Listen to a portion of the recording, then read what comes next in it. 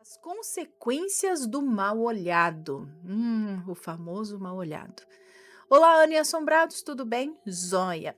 Venho contar um relato pequeno e bem simples para agradecer aos deuses e ao Luca, que é o gnomo do meu filho, por protegê-lo. Bom, vamos lá. Eu me chamo Fulana, tenho 20 anos e tenho um filho de 1 aninho. No final de fevereiro deste ano, ele começou a ficar doente. Uma febre aqui, outra ali. Ao levar ao médico, disseram que era só um resfriado. Voltamos para casa e seguimos a vida. Porém, de nada adiantou.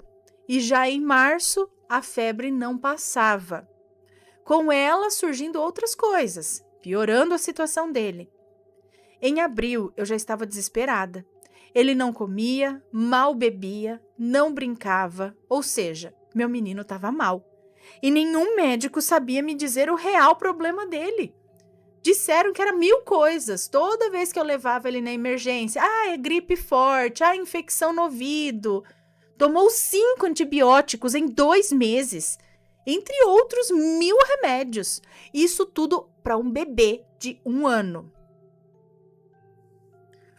Eu já estava desesperada quando, no finalzinho de abril, a madrinha dele, que era da Umbanda e hoje é bruxa, digamos assim, me disse que eu precisava fazer uma quebra de maldição, que vinha dos antepassados dele, por parte da família paterna, principalmente, e que eu deveria levá-lo para ser rezado por Preto Velho. Bom, fiz a quebra de maldição e ele melhorou de cara uns 30%, voltando a comer e brincar. E logo que ele foi rezado, melhorou os outros 70%. E foi aí que eu descobri que, além da maldição, havia muito mal olhado para cima dele. Porque, além dele ser lindo, meu menininho é super simpático. Ele fala com todo mundo por onde passa. A febre foi embora, as manchinhas pelo corpo sumiram e ele voltou a ser o mesmo menino serelepe que eu conheço de sempre. Lembra que eu disse lá no começo que eu queria agradecer aos deuses e ao Luca, que é o gnomo do meu filho? Então, eu vou explicar o porquê. Quando eu fiz a quebra de maldição, eu pedi para que ele fosse liberto dos pecados cometidos pelos antepassados dele e que ficasse livre de tudo o que fazia mal a ele. Dias depois, quando eu fui limpar o gnomo e conversar com ele, eu vi uma infestação de larvas em cima do gnomo e só em cima dele. Fiquei impressionada porque ele divide uma prateleira com a Baba, que é a fadinha do meu filho, eu acho, e ela estava limpinha. Descobri que o Luca havia puxado tudo para si, livrando meu filho do mal, que o consumia, e meu agradecimento aos deuses por terem atendido o meu pedido. Bom, esse foi o meu relato. Espero ter dado para entender. Agradeço por ter lido com essa voz de anjo que só você tem. Um beijo para você, Mateus, as crianças e a família assombrada. Muito obrigada.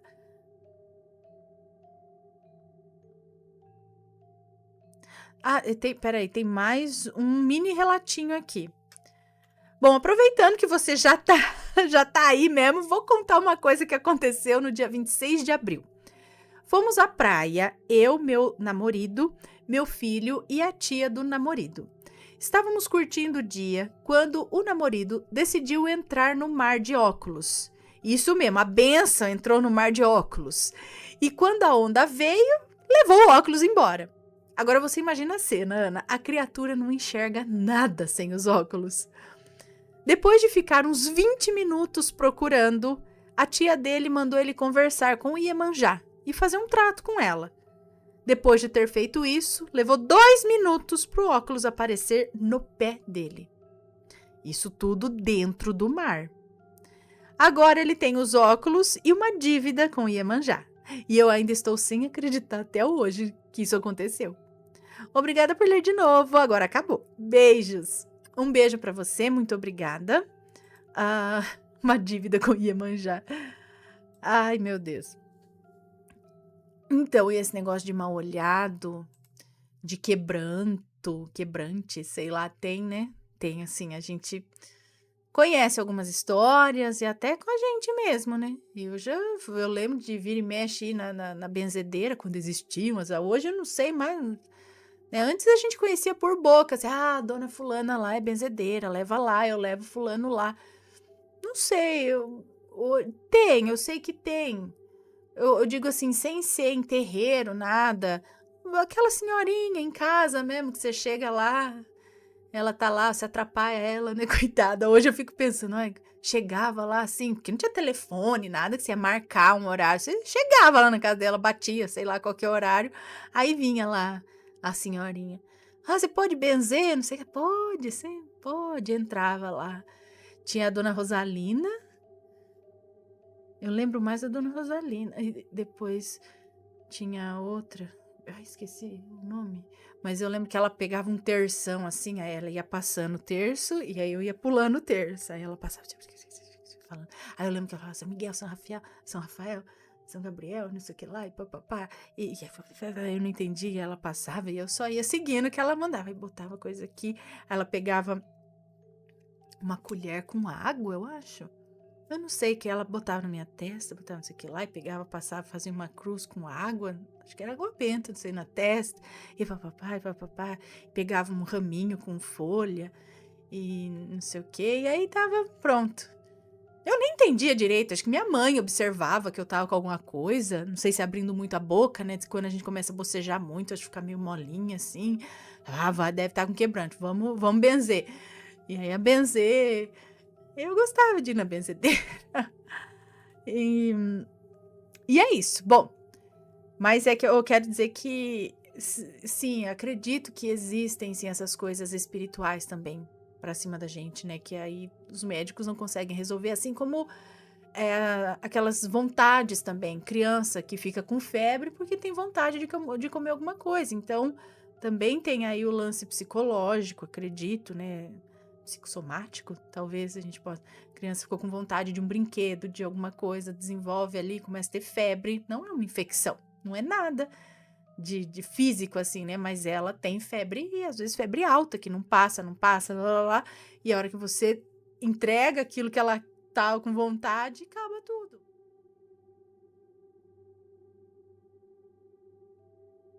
Mas isso. Que é este daqui, é um relato longo, mas não é muito longo, tá? Presente de casamento maldito de uma amiga maledite. Parece que eu também já li um relato parecido com esse, lembra? Da moça também que recebeu uns presentes de casamento, sei lá das quantas, não foi? Mas vamos ver esse daqui. Olá, Ana, sua lenda. Olá, assombrados, tudo bem? Me chamo Fulaneide, tenho 30 anos e estou reenviando o relato de uma amiga minha, que aconteceu anos atrás, quando ela ia se casar. Eu vou usar nomes fictícios para ela e para o marido, e todos os nomes estarão trocados também. Pode ler tranquila e com calma.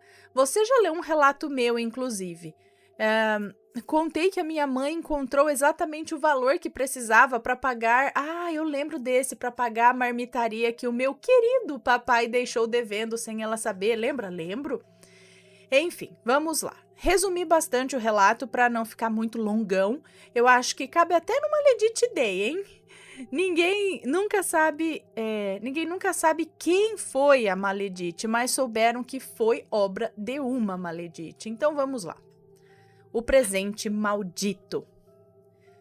Bruna tinha 21 anos e Pedro tinha 23. Eles estavam noivos, felizes e contentes, planejando seu casamento. Bruna tinha a ajuda de muitas amigas nos preparativos, além da família, né? Elas tinham um grupo inseparável de 6 amigas. A Lindinha, a Bacaninha, a Cheirosinha, a Bianquinha e a Sanhadinha. E a Bruna. O casamento seria realizado em uma chácara, no município tal, distante 44 quilômetros aqui da cidade. 2 semanas antes do dia do casamento, a Bruna teve um sonho sinistro. 2 semanas antes do casamento, ela teve um sonho sinistro. Durante o sonho, ela estava deitada na própria cama e via um homem alto, que mais parecia uma sombra preta, que se aproximou dela e disse, com uma voz muito grossa e assustadora: "Não se case com ele." Gente, eu ia ficar com a pulga atrás da orelha. Bruna apenas se lembra de ver os seus olhos muito escuros e de ouvir aquela voz grossa. Quando ela acordou, fez orações e ao longo do dia tudo ocorreu normalmente nos preparativos. Às 5 noites seguintes, ela teve o mesmo sonho.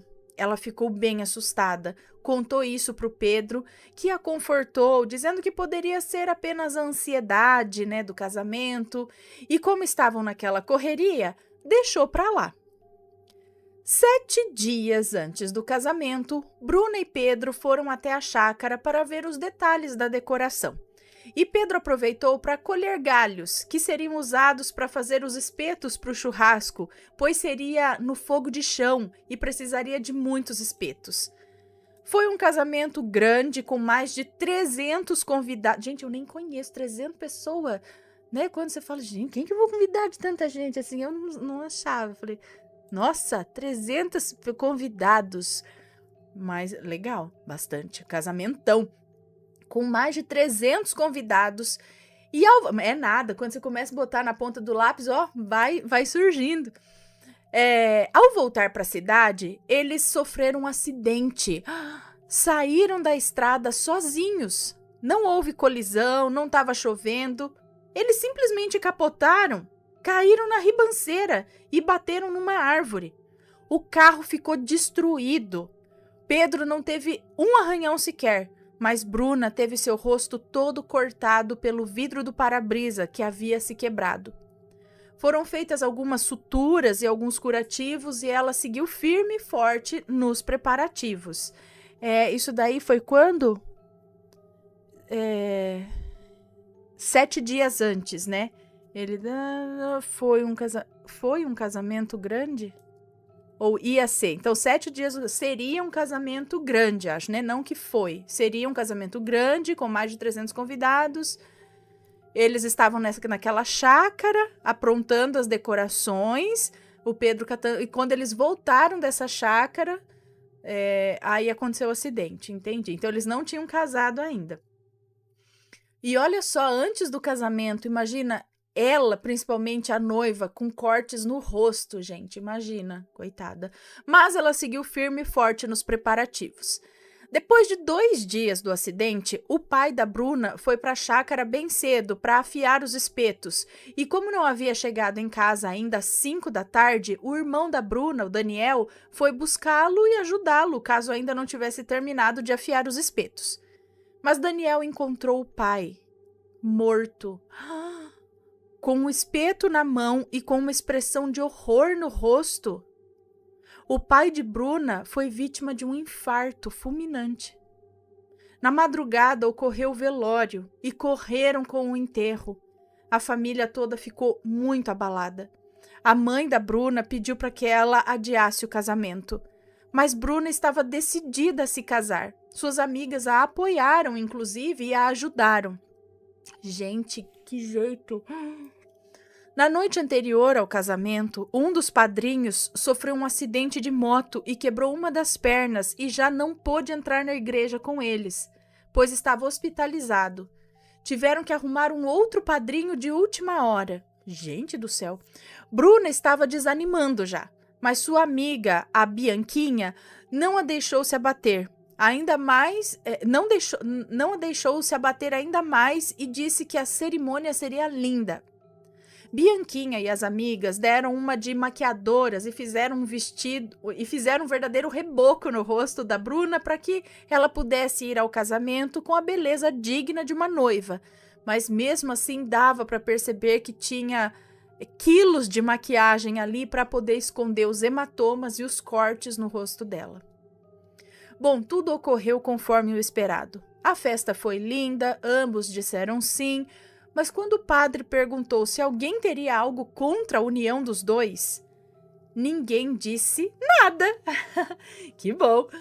Foi só para assustar a gente, Um mês após o casamento, as coisas começaram a desandar.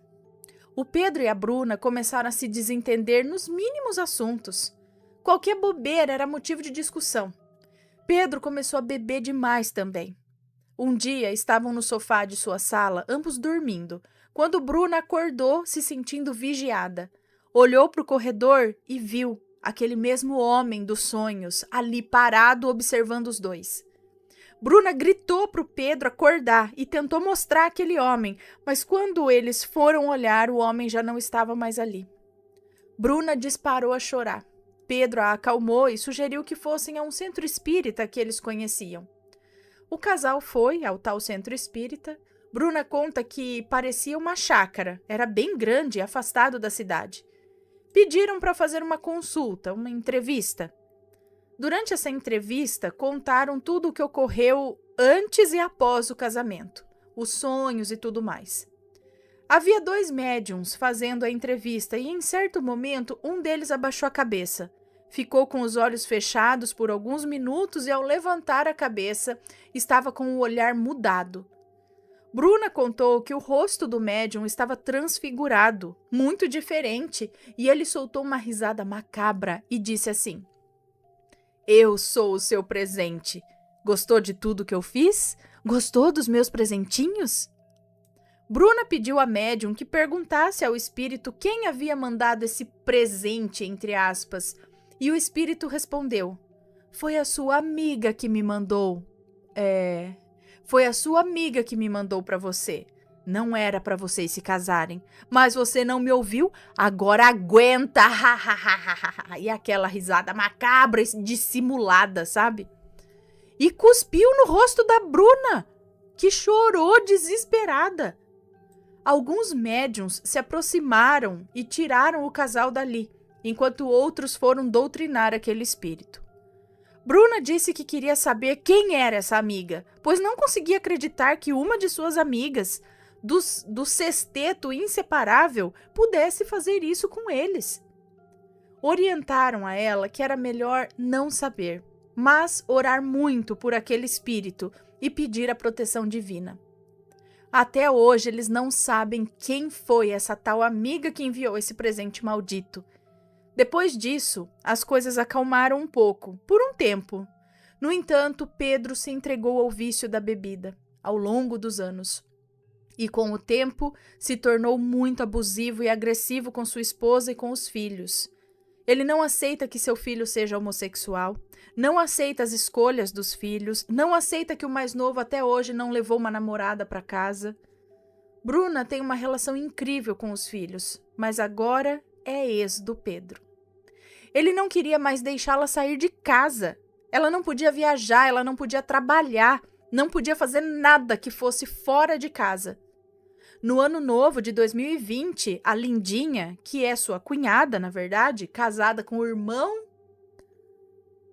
da Bianquinha... Não, peraí.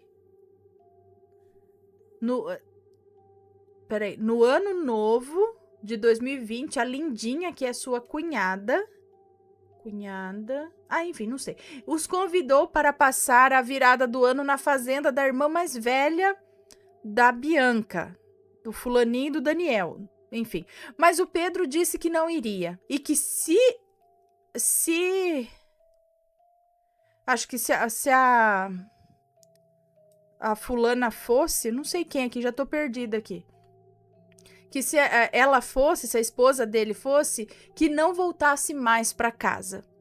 Saliento aqui que foram por volta de 30 anos de casamento e, em sua grande maioria, o Pedro estava bêbado, dando em cima de outras mulheres, humilhando a esposa. Eles construíram uma casa, abriram uma empresa, locavam artigos para festas, brinquedos e, mesmo assim, ela tomou coragem, fez suas malas e foi embora com o irmão e com a cunhada. Os filhos a apoiaram também. Ela foi morar na casa do irmão, que um dia foi de sua mãe, começou a trabalhar no que gosta, iniciou a faculdade e vive bem feliz longe do Pedro. Ela é luz por onde passa, é super carinhosa, alegre, um amor de pessoa. Eu tenho muito amor e gratidão por ela. Já o Pedro, coitado, de vez em quando eu o vejo por aí pela rua. Ele ainda mora com os filhos, se entregou de ver... Ele ainda mora com os filhos? Mas os filhos ficam com ele em vez de com ela? Mesmo com essa relação e com ele bebendo? É isso? Eu não sei. Ele ainda mora com os filhos, se entregou de vez pra cachaça, quase não come, mas mantém a rotina de correr todos os dias bem cedo, por vários quilômetros. Segundo ele, isso faz com que o álcool saia do corpo. Ah, iludido. Sempre que o vejo, me assusto. Ele está muito magro, barbudo, anda com roupas sujas e rasgadas, bem maltrapilho. Eu trabalhei com os dois desde os 15 anos até os 22. Eu sou amiga deles, dos filhos, da família inteira. Eu, no lugar dela, não teria me casado. Eu não teria me casado, não. Ou teria procurado o centro espírita depois do primeiro sonho. Eu ia falar a mesma coisa. Do primeiro sonho eu já ia ficar com a... meu Deus, esse negócio aqui. Ou depois do segundo. Aí você vai, 2 vezes, cara. Melhor eu ver o que tá acontecendo aqui, né? Eu sou espírita, sou kardecista. E ela frequenta o centro espírita onde eu trabalhei por alguns anos. Ela sempre ia no dia da cura dos vícios e suicidas, buscando solução para o vício do Pedro, mas ele dizia que essas idas ao centro espírita eram bobeira. Enfim, é isso. Maledite tem em todo lugar. Elas atrapalham e às vezes acabam com as vidas das pessoas. Espero que gostem do relato e o curtam para ajudar o canal. Muito obrigada, Ana. Beijos. Um beijo para você, muito obrigada. Eu não ia aguentar, não ia conseguir viver em paz com essa curiosidade em mente. Mas será que significa que fazia parte, essa amiga aí, fazia parte de todas essas amigas aí? Era uma delas? Ou não? Era alguma outra de fora do círculo? Mas ela fez isso por quê? Por pura inveja da moça? Ou porque tava de zóio no marido dela? Acho que não, porque depois ele não ficou com ninguém, senão ela ia lá, né? Traçar ou não. Gente, credo, que... Tem alguma indo com a vida pra trás aí? Fica de olho, quem que tá se dando mal aí na vida?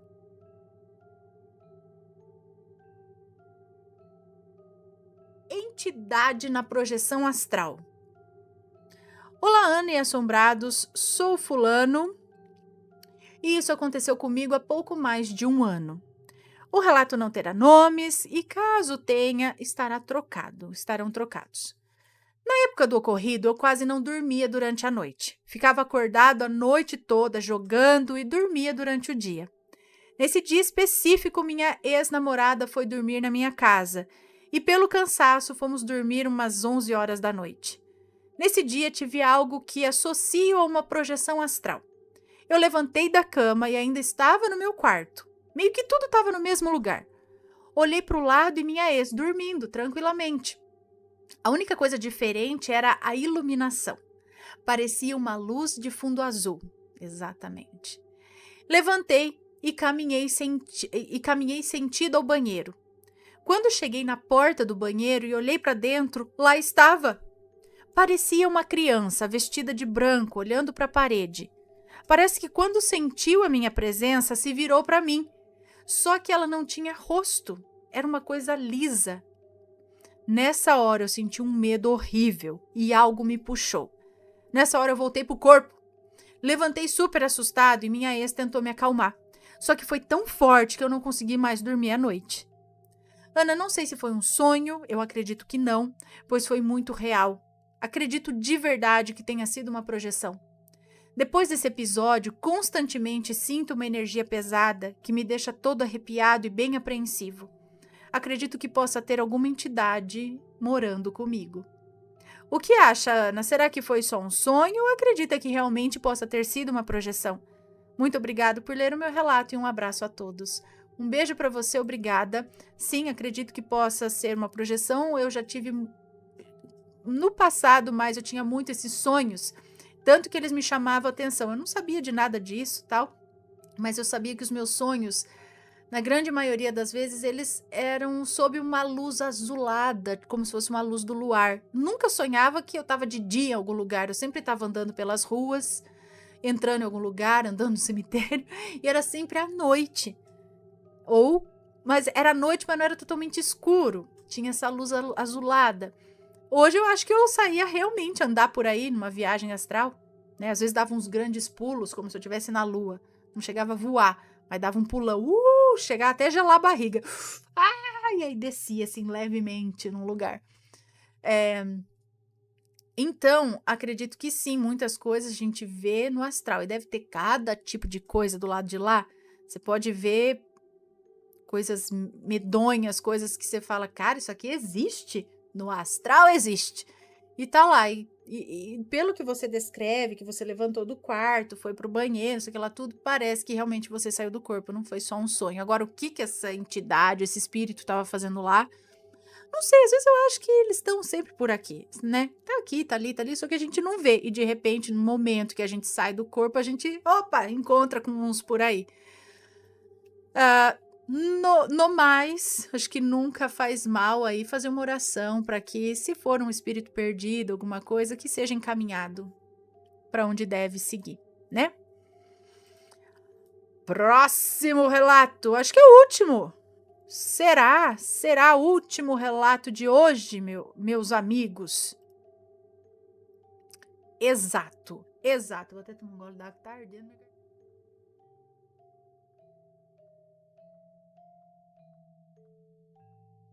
Experiência de quase morte / o poder das palavras. Eu não sei se são 2 relatos ou um que trata desses 2 assuntos.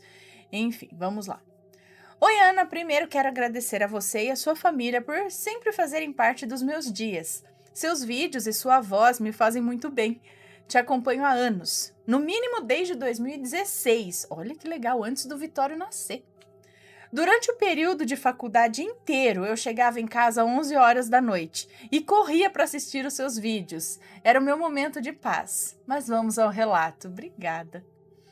Atualmente tenho 27 anos, sempre fui sensitiva e muito exposta às energias espirituais. Desde pequena eu sofro com isso. O meu relato vai se passar no Japão. Eu fui para lá aos 3 anos de idade e ficamos até os meus 7 anos. Confesso que a volta para o Brasil foi algo que eu nunca superei. Aqui eu me senti um peixe fora d'água, mas foi necessário. Vocês irão entender. Quando eu tinha 4 anos, me lembro da TV estar desligada e começar a passar uma reportagem sobre pessoas com deficiências. Naquela época era um assunto pouco falado e eu fiquei maravilhada. Em minha mente... Gente, eu já li esse relato? Eu acho que eu já li esse relato, eu não sei, às vezes o que acontece que eu falo, às vezes eu li pra mim e acabei não gravando ou não falando no ar. E aí eu fico com aquilo na cabeça, eu acho que eu já li. Porque ele não tá marcado, porque sempre que eu leio, eu marco que eu li. E esse não tá marcado, mas será que eu esqueci? Eu vou ler ele aqui e aí vocês me dizem se vocês lembram desse relato ou não, tá? Depois, a hora que eu estiver olhando pra vocês, porque agora eu só tô vendo a tela do relato aqui, tá? Continuando. Naquela época era um assunto pouco falado e eu fiquei maravilhada. Em minha mente se passava o quanto aquelas pessoas eram especiais e eu me perguntava por que Deus iria querer aquilo pra elas. E num instante pensei comigo mesma: Deus, eu não quero ser uma pessoa má. Se um dia for para eu ser ruim ou fazer maldades, me limite. Gente, eu não sei te explicar de onde veio esse pensamento. Algum tempo depois, não sei precisar quanto tempo, mas ainda nos meus 4 anos de idade, sofri um acidente automobilístico. No dia eu estava dormindo no carro, no banco de trás e sem cinto. O carro onde eu estava morreu num cruzamento. Veio um outro em alta velocidade e o motorista, para ajudar, estava bêbado. Dizem que estava apostando um racha, que é muito comum nas madrugadas do Japão. E ele bateu na lateral e capotamos várias vezes. O carro deu perda total. Foi necessário que os bombeiros cortassem toda a lataria do carro para nos tirar.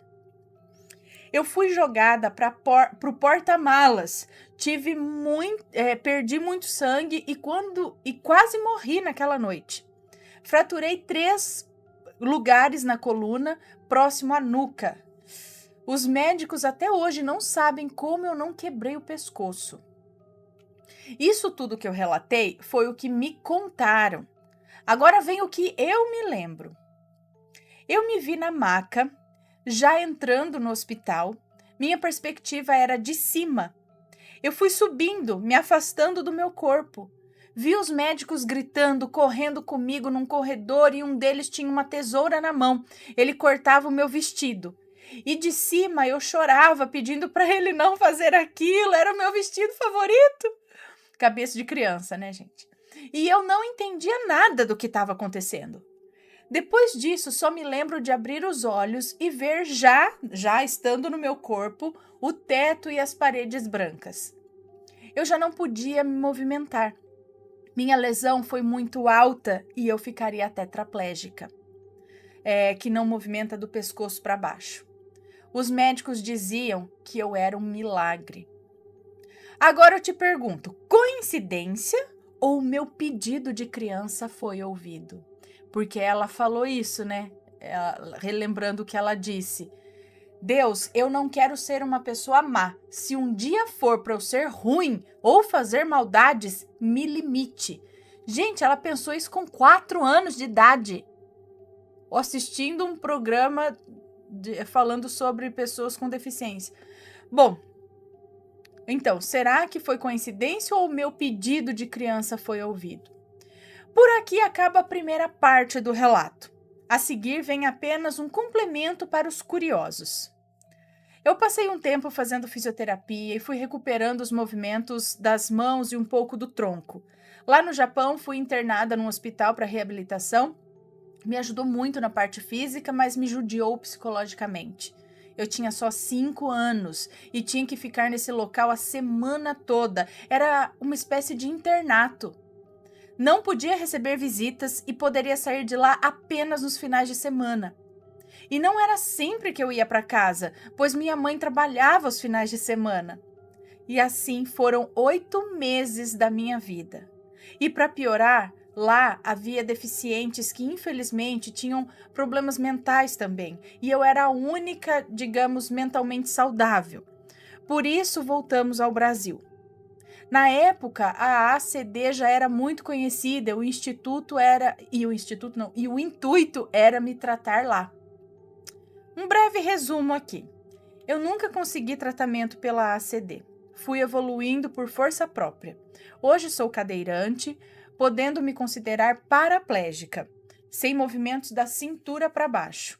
As mãos ainda têm sequelas, mas nada que me impossibilite de fazer as minhas coisas. Atualmente eu moro sozinha e levo uma vida normal na medida do possível. Sim, eu cuido sozinha da minha casa. Eu lavo, passo, cozinho, limpo. Tenho sim minhas limitações, mas eu luto todos os dias para superá-las. Atualmente também estou trabalhando em uma empresa grande. Ironia? Ah, entendi.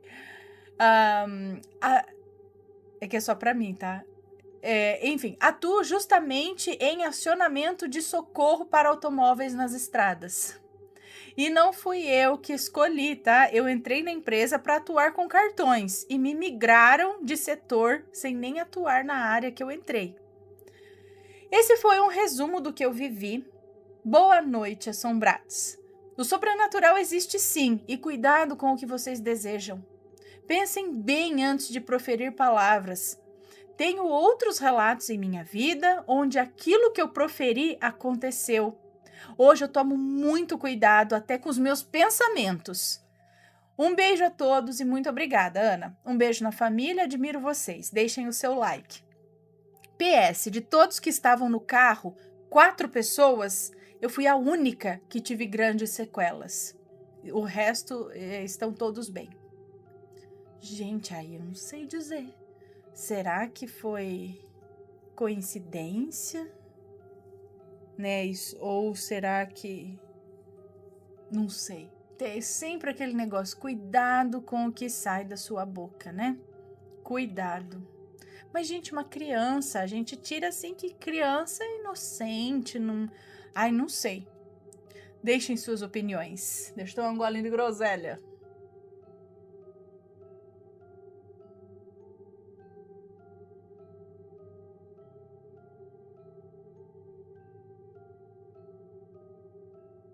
Maria de Nazaré apareceu para mim. Esse é o primeiro relato de hoje. Ai, ai, ai. Vou espiar de novo daqui a pouco. Bom, os nomes das pessoas que aparecem neste relato já foram devidamente alterados. E, todos os nomes trocados. Gente do céu. Gata. Será que é gato ou é outra coisa? Vai saber, né? Bom, vamos lá.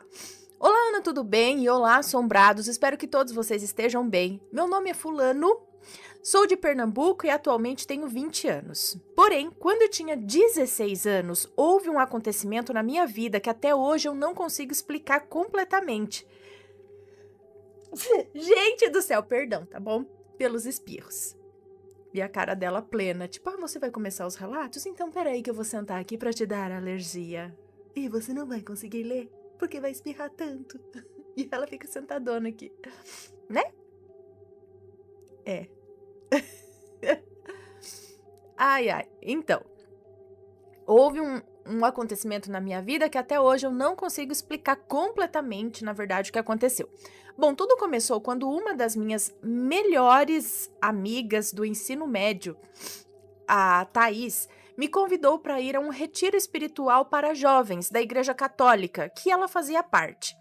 Esse retiro espiritual tratava-se de 4 dias de afastamento temporário das nossas atividades cotidianas para irmos a um lugar afastado, sem acesso à internet, para podermos relaxar, criar novas amizades e, o principal, adorar a Jesus Cristo. Eu nunca fui muito religioso e até hoje eu não sou. Aceitei ir para o retiro apenas porque a Thaís me convidou e eu sempre tive muita consideração por ela. Mas, apesar disso, iria novamente se tivesse oportunidade, pois eu confesso que esse retiro fez muito bem para mim. Nesses 4 dias, conheci muita gente legal, ri bastante, aprendi muita coisa e me emocionei em todos os cultos que tiveram. Foi o momento em que mais tive contato com Deus em toda a minha vida. Foi incrível. Porém, no 4º dia do retiro, foi quando aconteceu o evento que me fez estar escrevendo este relato. Como citei acima, conheci muita gente lá, e uma das pessoas com quem fiquei mais próximo, de quem fiquei mais próximo, foi a Fernanda. Ela é uma pessoa maravilhosa, sempre muito prestativa, muito simpática. Em todos os cultos, ela chegava nas pessoas para pedir para orar por elas, e já havia orado por mim no 1º dia do retiro. Mas enfim, no 4º dia, no último culto que iríamos ter, no momento em que o padre já estava finalizando, ele abriu um momento para que as pessoas que se sentissem à vontade fossem para perto do púlpito para receber uma oração geral. Portanto, a maioria dos jovens caminhou em direção ao altar para receber a oração. E já que era o último dia lá, cerca de umas 200 pessoas foram se ajoelhar perto do altar para receber a oração do padre e do pessoal veterano do retiro. Eu não iria, porém a Fernanda me convidou para ir também, para receber essa oração, e se propôs novamente a orar por mim. Eu aceitei e fui em direção ao púlpito. Só que pela quantidade de gente que estava lá na frente, tentei ficar um pouco mais afastado do grupo principal. Mas sem êxito, pois o salão era pequeno e já estava lotado de pessoas. Tive que me espremer entre alguns jovens que já estavam recebendo a oração e me ajoelhei também para que a Fernanda pudesse vir até mim e orar. Só que nesse momento eu me dei conta de que a Fernanda não havia me acompanhado. Provavelmente nos perdemos um do outro devido à quantidade de gente em um local só. Ainda tentei avistá-la de longe, mas não consegui. E para não perder o momento de oração, continuei ajoelhado e comecei a orar sozinho. Passaram-se ali cerca de uns 5 minutos e eu estava de olhos fechados, orando, quando de repente senti uma mão tocando no meu ombro e outra mão na minha cabeça. Tive ali uma sensação estranha, mas era muito boa. Algo bem difícil de explicar, na verdade. Naquele momento, eu só consegui pensar que a Fernanda tinha me encontrado e tinha começado a orar por mim. Eu agi normalmente, mesmo estando com uma sensação estranha.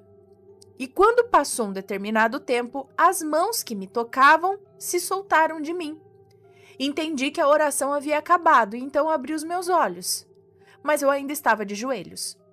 Nisso, olhei para trás para agradecer a Fernanda pela oração que ela tinha feito em mim. Mas a Fernanda não estava lá. E Ana, o que eu vi, até hoje eu não sei se foi real ou delírio da minha cabeça. Eu ainda estava de joelhos e vi uma mulher com os pés descalços, virada de costas para mim. Só consegui ver o seu calcanhar e o seu longo vestido, mas longo mesmo, arrastando no chão. O vestido era branco, liso e tinha uma espécie de véu da cor azul por cima. Um detalhe importante: não havia ninguém com esse tipo de vestimenta naquele retiro. Essa mulher, que no momento estava de costas para mim, foi embora e se misturou no meio das pessoas, fazendo com que eu a perdesse de vista. Fiquei muito confuso com o que tinha rolado e logo me levantei para ir beber uma água. Assim que eu bebi a água, os jovens estavam já voltando para os seus lugares e eu decidi voltar para o meu lugar também. E quando finalmente encontrei a Fernanda, a primeira coisa que ela me disse quando me viu foi: "Ai, me desculpa, eu não consegui chegar até você para fazer a oração, eu acabei deixando você sozinho lá." E eu respondi que estava tudo bem e que outra pessoa havia orado por mim. Foi aí que ela fez uma cara confusa e perguntou: "Quem?" E eu respondi que foi uma mulher de vestido branco. Ela havia vindo até mim e orado por mim. A Fernanda fez uma cara mais confusa ainda e disse que me viu ajoelhado orando, de longe, mas em todo momento eu estava sozinho. Nessa hora eu gelei, porque eu sei o que eu senti. Eu contei tudo para ela, dei detalhes sobre tudo, desde as vestimentas daquela mulher até ter sentido o toque da pessoa no meu ombro e na minha cabeça. A Fernanda ouviu tudo o que eu disse, se emocionando muito, e me disse que acreditava firmemente que a Santa Maria de Nazaré, mãe de Jesus Cristo, havia me feito uma oração naquela noite. Gente, que privilégio! Privilégio não. Assim, imagina você ser tocado e ver ali a Maria ali. Será que era mesmo? Não, gente, eu não quero botar dúvidas na fé de ninguém, tudo, mas às vezes eu penso assim, será que era realmente Maria? Ou alguma freira, não sei, alguma coisa assim que possa ter trabalhado, ou algum trabalhador da luz que auxilia nesses momentos aí da espiritualidade, auxilia nesses momentos de oração, vindo orar ali pelas pessoas, né? Alguém do lado de lá, espiritual, que trabalhou muito ali, né? Nesse ambiente católico, enfim, algum ser de luz que trabalha do lado de lá, junto com as pessoas de cá, entendeu? Que use esse tipo de vestimenta, não sei, apesar que é uma vestimenta bem característica mesmo de Maria, que a gente conhece. Mas olha só que legal, né? Imagina, super experiência. Muito legal. Tem relato, sim, de que Maria veio cuidar Ai, tem um muito legal. Que Jesus veio cuidar da moça. Ela estava muito doente, ela estava sozinha, e ele veio dar uma sopa para ela, alguma coisa assim, não foi? O título deve ser algo... Jesus veio cuidar de mim, algo assim, muito interessante. Tem um outro que as crianças estavam sozinhas em casa e tal, aí chegou uma moça para cuidar delas. E essa moça era muito bonita, muito querida, tinha um cabelo preto, não sei o que. Eu sei que no fim chegaram à conclusão de que era Maria também, que foi olhar as crianças, que foi cuidar delas, muito legal.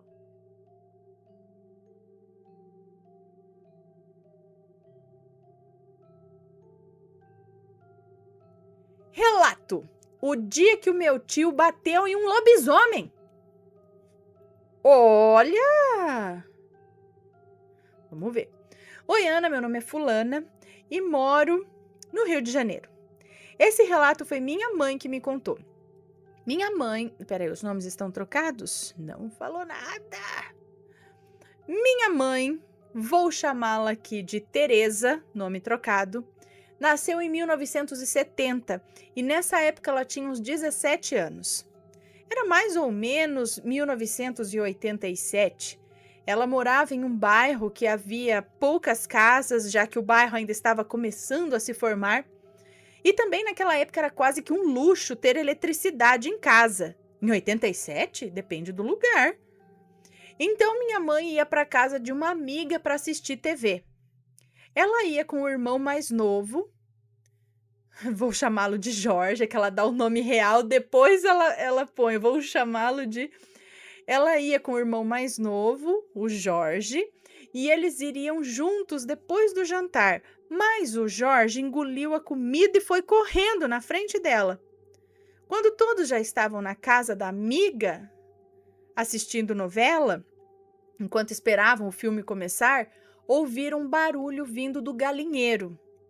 As galinhas estavam muito assustadas e então Jorge e o fulaninho foram até o galinheiro para ver se não era algum cachorro indo comer as galinhas. Logo o fulaninho... Quem é o fulaninho? É alguém da outra casa? Logo o fulaninho foi chamar o seu pai, que já estava dormindo, para ir lá olhar o galinheiro. O pai do fulaninho foi lá fora, mas logo voltou, apenas dizendo que era para deixar quieto, que não era coisa boa. Riu, hein? O pai do fulaninho voltou a dormir. Mas Jorge e fulaninho, com toda a braveza de seus 15 anos, voltaram para o galinheiro. E as meninas, bastante curiosas, foram atrás. Olhando pela fresta, eles puderam avistar um ser semelhante a um homem de 4 no chão. O corpo estava com pelos, mas ainda dava para ver que era um homem. Esse homem também tinha as orelhas semelhantes às de cachorro e um focinho, mas os olhos ainda eram de gente. Todos voltaram para a casa do fulaninho. Mais tarde, Jorge levou Teresa de volta para casa. Mas a história não acabou aqui. Jorge, logo que deixou Teresa em casa, voltou com o fulaninho para o galinheiro e deu uma surra no lobisomem. Como assim? Que destruiu o galinheiro e saiu descendo a rua com os garotos lhe tacando pauladas. Se danou pro escuro. O bicho saiu porque... Um fato muito relevante é que no bairro vizinho tinha um homem que tinha fama de ser lobisomem. Poderia ser o calor que fosse, esse homem vivia apenas de casaco de lã. Segundo as pessoas diziam, que ele virava lobisomem. Segundo o que as pessoas diziam, é que quem virava lobisomem tinha o cotovelo todo machucado, ou quem vira lobisomem tem o cotovelo machucado. Então, talvez esse homem escondesse os braços, entende? E exatamente 3 dias depois, esse homem simplesmente faleceu. Depois que ele tomou a surra lá, né? Eles nunca souberam a causa da morte. Peraí, então os moleques de 15 anos, sei lá, voltaram pro galinheiro e socaram o pau no bicho que tava lá ainda? E o bicho saiu correndo. Coitado, era um lobisomem de boa. Tava lá, tava atacando as galinhas, mas se deixou, era um lobisomem magrinho. Porque, se é um lobisomão, o negócio já vira, vai tacar um paulado no bicho, ele vai virar de volta, não é? Vai saber, né? Mas certeza que ele tava virado bicho? Ele tava cachorro? Ou era alguém que tinha, sei lá, às vezes algum distúrbio, não sei, e se enfiava lá, sabe? No galinheiro, não sei. Porque, gente, coragem, aqui tem coragem.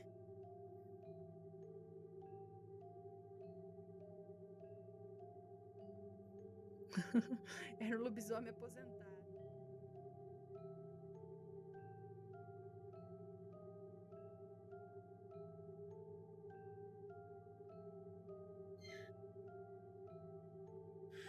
Perdi parte do meu rosto.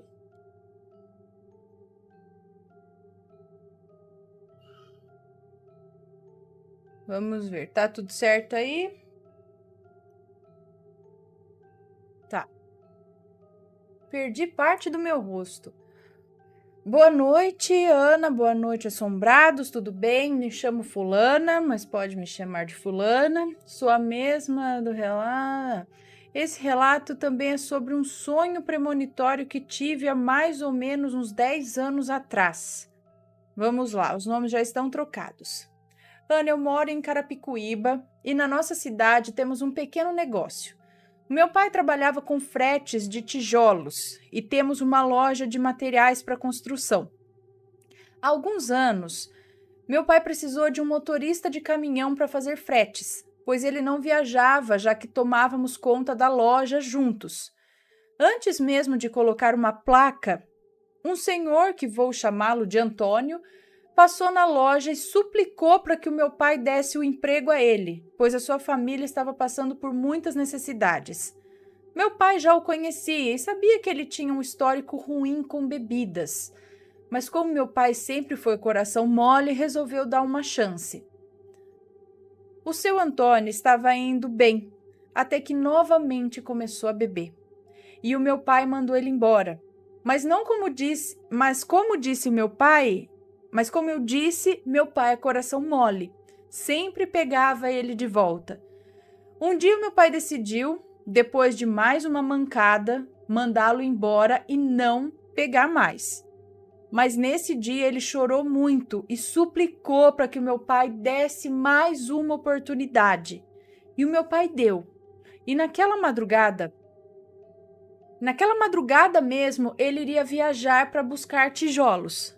Mas, Ana, o meu pai estava apreensivo. Era como se algo dissesse para ele não mandar o seu Antônio viajar. Mas ele acabou mandando por dó do pobre homem. Fui para casa, tomei meu banho, jantei, vi TV e fui dormir como de costume. Ana, aí é que começa o sobrenatural. Eu tive um sonho tão horrível, eu não sei descrevê-lo, não sei descrevê-lo mais com tanta riqueza de detalhes, pois faz muitos anos. Mas em sonho, uma coisa, uma sombra, um fantasma, uma fumaça, eu não sei, arrancava o lado direito da minha face. Sim, Ana, arrancava todinha a minha pele e eu podia sentir a dor como se fosse real. Eu acordei, como sempre, com o som do meu próprio grito e com as mãos no rosto do lado direito. Eu passava a mão e olhava para elas para ver se não tinha sangue. Levantei correndo, fui olhar no espelho e contei para minha mãe.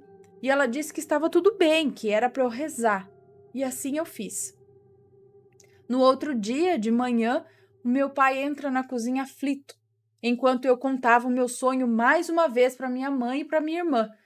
Então ele disse: o motorista levou o filho dele pequeno para viajar com ele, mesmo eu dizendo para não levar. E eles sofreram um acidente. Estão vivos, por milagre, pois não sobrou nada da cabine do caminhão. O filho dele foi arremessado para fora, graças a Deus, porque senão provavelmente teria morrido. Quando ele foi arremessado, o seu rosto arrastou pelo asfalto e ele perdeu toda a pele do lado direito do rosto e ele está no hospital. Ana, nesse momento, a minha mãe e a minha irmã me olharam com uma cara de espanto, como se eu fosse uma assombração. Era como se no sonho eu tivesse me teletransportado e estivesse no lugar daquele garoto, sentindo a dor dele. E a sombra ou névoa, no caso, era a fumaça que saía com a batida do caminhão. Nossa, Ana, eu fiquei muito assustada. Hoje eu meio que acostumei com esses sonhos. Eu já tenho alguns relatos desse tipo, mas esse e o outro relato me deixaram bem apreensivas. O meu pai foi visitá-los, prestou toda assistência e eles ficaram bem, graças a Deus. Mas dessa vez o meu pai não tornou a contratá-lo. Ana, obrigada por ler meu relato, amo vocês. Manda um beijo pro Matheus e pros seus bebês lindos. A Ana, manda um beijo pro meu filho de 5 aninhos, ele te adora, e pro meu marido. Beijos então pro seu filho e pro seu marido. Logo enviarei mais relatos, é que primeiro preciso de coragem para contar. Se alguém souber de onde vêm esses sonhos premonitórios e por que eles acontecem e puder me ajudar com isso, eu agradeço. Eu não sei. Eu não sei porque para algumas pessoas é permitido essa visão, é permitido saber antes, ou não é permitido, é uma coisa que a pessoa tem uma facilidade de captar. Não sei.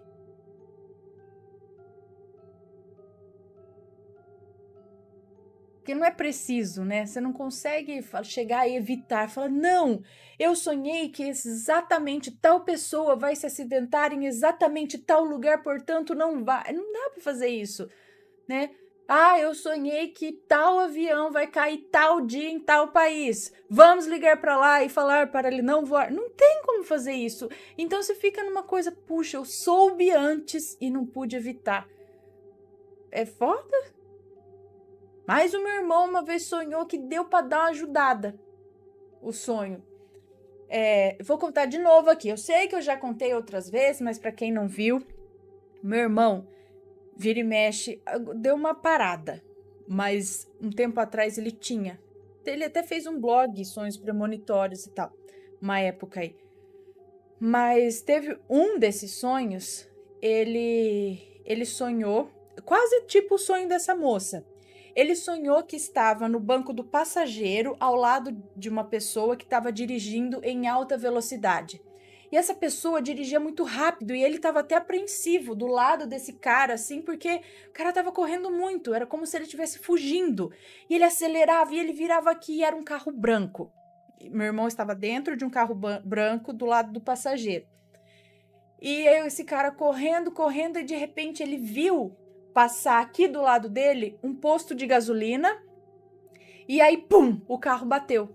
E ele tava no carro, pá, bateu. Acabou o sonho. Não sei quanto tempo depois, se foi no dia seguinte, se foi alguns dias depois, surgiu uma promoção na Jovem Pan. Eu tinha, acho que 13 anos na época, 14 anos. E surgiu uma promoção na Jovem Pan que aquele grupo boy band lá, Five, veio pro Brasil. E quem chegasse na rádio com uma revista da Jovem Pan, do Five, era só chegar na Jovem Pan que eles trocavam por ingressos, por um par de ingressos, sei lá, um ingresso pro show do Five, que ia ser exclusivo, sei lá, da Jovem Pan, uma coisa assim. Ah, pronto, falei, é só catar uma revista e chegar lá na Jovem Pan? Beleza, pois eu fiz meu pai voltar mais cedo, que a gente não tava em Santo André, na época a gente morava em Santo André, a gente tava em Laranjal Paulista. Era um domingo, se não me engano, e eu escutei isso na rádio. E aí eu fui lá, comprei uma revista na banca, falei, vamos agora, a gente tem que ir na Jovem Pan. A gente veio embora, chegou em Santo André, acho que foi isso. Só que meu pai falou, eu não vou para São Paulo agora, na Avenida Paulista, eu não vou não. E meu irmão tava lá, minha cunhada tava lá grávida de 8 meses, acho que por aí, ela tava grávida de 7, 8 meses da minha sobrinha.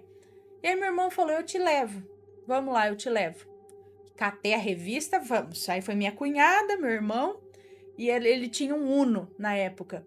Aí a gente chegou lá, né, na Avenida Paulista, na Jovem Pan, e tinha acabado, não tava dando a propaganda no rádio, mas a hora que chegou lá não tava mais valendo, aí só tava valendo por telefone, você tinha que ligar lá, e não sei das quantas, sei que tinha uma molecada lá embaixo no orelhão, tentando ligar pra ver se conseguia ingresso, quer saber?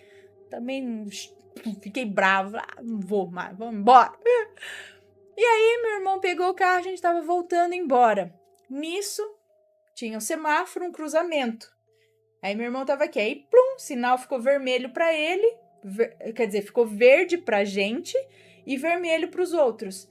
Ficou verde, meu irmão foi. No que meu irmão foi, no verde, passou um carro no vermelho do lado de cá. Era um Gol branco, se não me engano. E ele percebeu que o cara não ia parar. Em um milésimo de segundos, ele se lembrou do sonho. O posto de gasolina estava ali. ele aqui e o carro branco vindo em alta velocidade, ele lembrou do sonho. E ele falou, vai bater. Eu acho que ele não tinha nem atravessado o sinal vermelho ainda. Ele lembrou do sonho, ele viu o carro vindo, acelerado, e ele pensou, vai bater, é o sonho. E aí ele acelerou mais, porque ele teve aquela consciência, vai bater. E no que ele acelerou, o carro pegou do meu lado aqui, na parte traseira do Uno, e bateu no meu irmão. E o carro virou assim e pegou o meu lado, tava todo mundo de cinto, eu sei que eu deitei lá no carro e tal.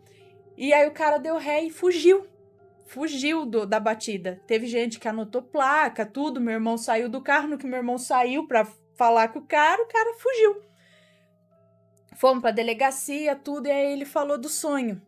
E no sonho dele, era como se ele estivesse no carro do cara que bateu. E depois, investigando a placa do carro e tudo mais, ficaram sabendo que era um carro roubado. E o carro foi roubado, se não me engano, no Paraná. Então, talvez o cara tivesse usado o carro num assalto mesmo. Ele estava fugindo realmente, ele passou no vermelho. Então, no sonho do meu irmão, ele estava sentado no banco de passageiro do cara que bateu. Era o carro branco, o posto de gasolina estava lá. E talvez essa lembrada de sonho serviu para ele dar uma acelerada um pouco a mais para o carro não bater direto na minha cunhada que estava grávida. Bater do lado dela que estava grávida. Vai saber, bateu do meu lado. Mas tudo bem, eu era jovem, 13 anos. E nada aconteceu com ninguém, graças a Deus. A menos eu, que fiquei, meu Deus do céu, a culpa é minha. Ele veio aqui por causa de mim. Ai, que foda. Mas foi mais ou menos isso. Fala se isso não é uma premonição. Que é isso? Não é? Bom.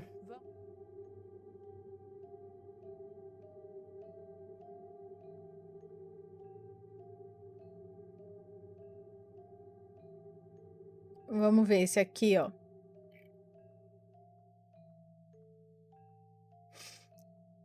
O que será? Um pedido de ajuda para Ana e Assombrados. Para nós, hein, gente? Vamos ver o que é.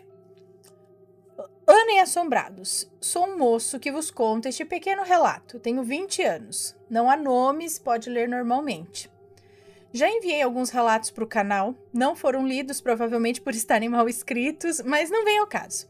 Sendo bem direto, tem acontecido alguns fenômenos em casa. Eu vou explicar desde o início para que seja de melhor compreensão de todos. Há um tempo atrás, era por volta das 2 da manhã, bem na época em que a pandemia estava em alta em todo o mundo, estava assistindo algumas séries no computador para distrair a mente e também porque eu não conseguia dormir cedo. Meu sono estava completamente desregulado. A casa estava num completo breu. Somente havia a luz que saía do meu quarto pela tela do computador e minha mãe que assistia televisão no quarto dela. Subitamente, ela aparece na porta do meu quarto e ocorre o seguinte diálogo. Que susto, mãe! Tá parecendo uma assombração, o que a senhora quer? Fulano, foi você que puxou meu pé de brincadeira? Diz ela totalmente apavorada. Eu falei, não, mãe, eu não puxei o pé da senhora não, por quê? E ela disse, eu senti algo puxando o meu pé com muita força, até me assustei. Pensei que fosse você que tem essas brincadeiras besta. Ana, eu realmente tenho algumas brincadeiras de puxar o pé dela, assim, né? Mas eu fiquei assustado, pois nessa ocasião realmente não havia sido eu. O que poderia ter sido? Como relatado, eu costumava passar altas madrugadas, um verdadeiro corujão da noite. E sempre de madrugada, por volta das 3 da manhã, pela casa toda subia um forte cheiro de perfume amadeirado. Muito forte, tomava conta de toda a casa. E Ana, ninguém aqui de casa usa perfume amadeirado. Não faz sentido ser vizinho, pois moramos em um centro comercial. Ao redor, a maioria é comércio, e os poucos vizinhos que temos não usariam perfume a essa hora. Fora que eu não moro numa cidade grande, então não haveria nem por que se arrumar todo e passar perfume para ir para alguma festa noturna. E o cheiro persistiu por meses, sempre no mesmo horário, na mesma intensidade e no mesmo local. A sala era sempre o lugar mais forte, em específico o sofá onde a minha mãe costuma deitar. Logo vou explicar o porquê de citar esse detalhe. Um dia minha mãe também estava acordada e chamei ela durante esse período. E não era coisa da minha mente, pois ela também sentiu aquele forte cheiro. Agora eu vou citar o presente, agora em 2022. Eu faço faculdade e estou no período de estágio e TCC. Antes que se perguntem, entrei na faculdade com 17 anos e é um curso superior de tecnólogo. Implica dizer que são apenas 2 anos e meio de formação. Dito isso, estava fazendo o meu período de estágio em uma loja de rede aqui na minha região e nesse dia específico eu havia saído para o estágio e minha mãe estava na casa da minha avó. Então acabei por não me despedir dela. Quando ela retorna, ela nota que eu supostamente ainda estava em casa. Ela relata que me viu na cozinha, indo em direção ao quintal. Ela conversava comigo, dizendo: "Fulano, você não vai para o estágio hoje? Já deu hora de ir, não deu?" Mas eu não respondia. Ela disse que era eu ali. Ela sentia minha presença, minha personalidade, via o vulto de canto de olho, até que ela olha e me vê nitidamente entrando no meu quarto. Ela vai atrás de mim perguntando por que eu não respondia. Ana e assombrados. Quando ela entra no meu quarto, simplesmente não havia ninguém, pois eu já tinha ido para o meu estágio. Minha mãe ficou o dia todo mal pensando nesse ocorrido. Hoje, dia 8 de junho de 2022, minha mãe me relata o seguinte. Ela disse assim: minha mãe relata o seguinte: pela casa ela tem visto sombras andando por aí. Relata ainda que essas sombras são todas parecidas comigo. Diz que acha que eu estou na cozinha, pois vê minha sombra, um vulto, e quando vai para lá não tem ninguém. E assim tem se seguido por várias vezes em vários locais diferentes. Ela relata também que agora o meu pai tem visto essas sombras também, com a minha aparência. Ana, de tudo que eu relatei, fora o perfume amadeirado, eu não vi nada. Não presencio nem sinto nada. Parece que isso acontece com mais frequência com a minha mãe. E como citei anteriormente, esse perfume amadeirado pela madrugada só fica na parte da sala onde a minha mãe passa a maior parte do tempo quando está com insônia. Será que uma coisa tem a ver com a outra? O perfume e as sombras? Espero que o relato tenha ficado claro para todos e peço humildemente ajuda para vocês e todos os assombrados que escutam esse relato. Estarei atento aos comentários com respeito e seriedade. Por favor. Obrigado por ler esse relato, Ana. Tudo de bom para você e para sua família. Um beijo para você, muito obrigada. Parece doppelganger. Já vi relatos assim também, né? Que as pessoas relatam ver alguém da família sempre por ali. Eu já penso também no lance de outra dimensão, que tá meio aparecendo por lá. Será que esse perfume vem desse outro lugar? Será que nessa outra dimensão você usa esse perfume ou sua mãe? E aí nesse período das 3 da manhã isso fica evidente ou não? Um fantasma, será que tem alguma coisa relacionada à sua mãe? É difícil dizer, né? É difícil dizer assim o que pode ser. É estranho, Se alguém souber melhor ou tiver uma ideia, assim, deixa nos comentários como ele está pedindo, ok? Está gostando dos relatos no Reverso Assombrado? Então não se esqueça de deixar o seu like. E é claro, se ainda não for inscrito, se inscreva.